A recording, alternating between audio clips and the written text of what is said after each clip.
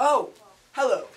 This is Adam Shields here, reporting to you for the British News Network. The BNN, not the CNN, like our show-off cousins over there. Okay, first, our top story. It's very, very important. We're going to take you into Yule or Yuletide.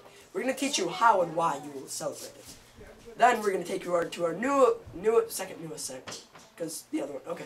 Yeah, we're going to take you into our second newest segment called Life as a Hero. We're going to teach you the hardships that these heroes from Greek mythology, and we're going to teach you kind of how Greek and Roman mythology was related. Who cares?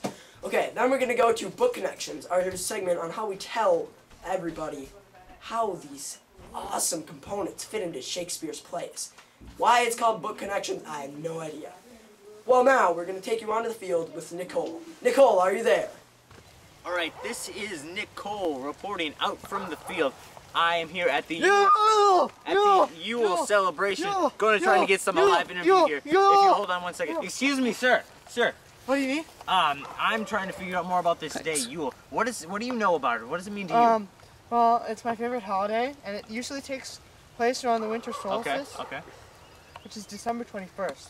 Oh. And its official colors are red, green, and gold. Oh, like Christmas. No, it's Yule. Oh, well, of course, Yule. Tell me more about it. They have a Yule tree, which is better than a Christmas tree. Oh, of course, of course. And they also have a log. A log? Yeah, a log? Yeah, I know. It's exciting. What is it for? They burn it to signify a bunch of stuff. Oh, okay. Like perseverance, maybe? Yeah, they burn it for about 12 hours.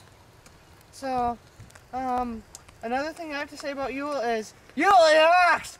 Go, Yule! Okay. Yeah! You heard it here from out in the field live. Back to you, Adam Shields. Thank you, Nicole, for that helpful interview. Well, some more information about Yule. Yule was celebrated in the winter to show the perseverance of man over winter. Another symbol of perseverance was the Yule log, which they burned for 12 hours once their supplies were low. Yule also brought joy to families in winter. Wow, winter is very important. Well, now we're going to go to Professor Green. Sorry, Mr. Green. Well, he's going to talk about Greek stuff after this commercial break. Yule! Celebrate it! This has been a sponsored message of this newscast. Now we move on to our next segment of the show today. See, Greece had a lot of death because of diseases, plagues, wars against themselves. Well, some people say that wasn't very smart, but you know what? Greece was one of the most technically advanced places ever, and I have no idea what I'm talking about, so I'm going to pass it over to Professor Green here. Thanks, Adam. Yeah, I forgot my suit at home. I'm not feeling too happy about that today. Yeah, well, for me to cover the whole of Greek and Greece heroism would take far too long. We don't have the time for that. It would take years, decades, centuries, millennia. But, let me just cover the basics. The Greek heroes were mostly demigods, and a demigod is basically a half-mortal, half-god creature. Creature is about the best we can describe them because they can control everything. I'm babbling again, so let's move on. Babbling News Network. I thought we were the British News Network. Yeah, who cares?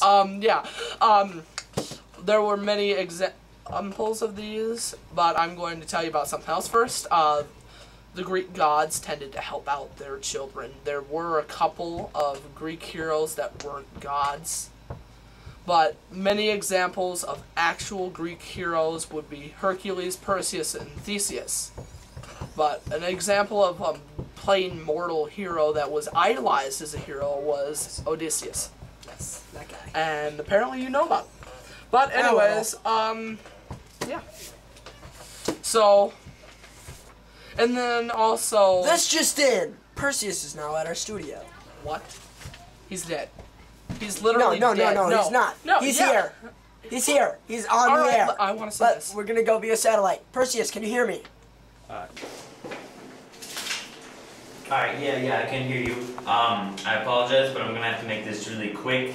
As you know, I'm a busy man these days, so if you could hurry along, please. Alright, can you give us a brief rundown of all your major achievements, and also what's been hard in your life?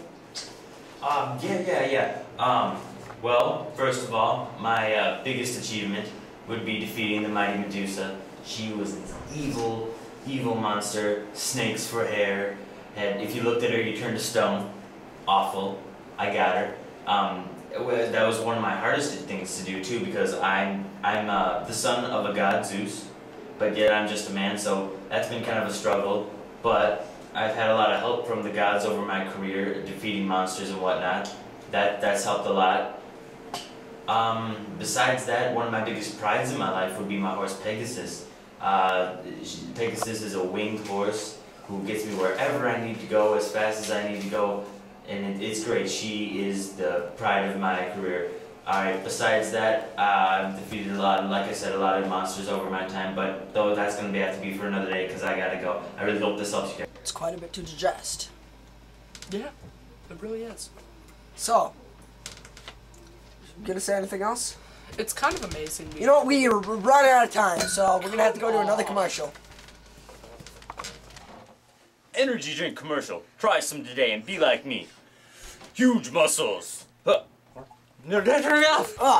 budget cuts made us squish into a tiny little spaceship here. Yeah, I don't know. Okay, well, we've got Nicole here, hey, our Yule expert, and we've got Professor Green here, talking about Greek stuff. I hope. Well, what are you laughing about? So, what are you guys going to talk about? Well, I'm the anchor. I'm having a feeling that Nicole should start first because his part was first. So. All right. Well. Let's start with Shakespeare used many half-religious, half-theological ideas in his plays to bring out a sense of mysticism and surreal, give it a surreal edge to his entire plays. An example of this in Romeo and Juliet. When Romeo and Juliet first meet, they meet at a ball celebration. And Romeo compares himself to a pilgrim, and then compares Juliet to a holy shrine. This is just one of many examples of Shakespeare's use of religious ceremonies and just references throughout his entire plays. Cool. Yeah. Really cool. That's what I have on that. I love Bug Connections. My favorite singer. I suppose it has to be my part now. I guess. Go ahead. Yes, go ahead. Talk. Alright, well... Suitless. We see a lot of Greek heroism in his books. Basically, we see the ideals of Greek heroism, but not as much of the actual mention. I mean, the mention and the gods and all of that you're going to see mostly in comedies. Like Midsummer Night's Dream, many mentions of Diana and Athens and Theseus and Hippolyta and all these people who were characters in Greek mythology. Also, in Romeo and Juliet, you will find many mentions of certain minor gods. For some reason, Shakespeare liked to run away from major gods. Okay. And may I ask you something, Adam Shields? What? Where the heck is that dog coming from? That's my bad, guys. I had to bring my dog to work this morning. Anyways, I believe that's all we have for tonight. You can sign off. Mitch, it's your job. This is Adam Shields, the awesomest anchor ever, signing off.